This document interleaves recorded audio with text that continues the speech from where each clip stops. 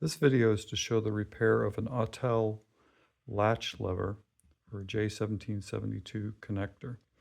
You can kind of see the general shape of the connector here.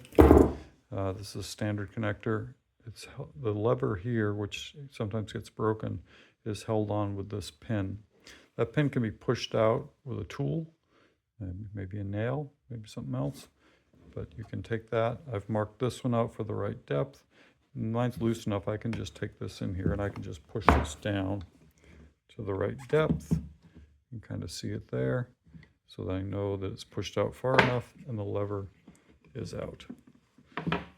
Below that, you can see the pin's halfway out, and there's the switch here that needs to be triggered to turn on and off the power, and a pocket here for the spring that does the return.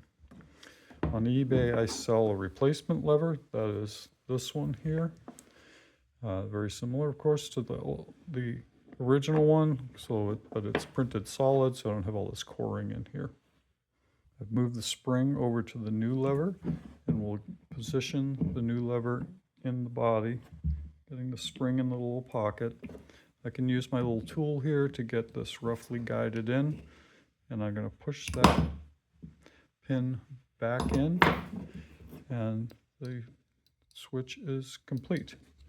You may have to use a hammer if your pin is a little stickier than mine, but otherwise that fixes the problem and replaces that latch lever.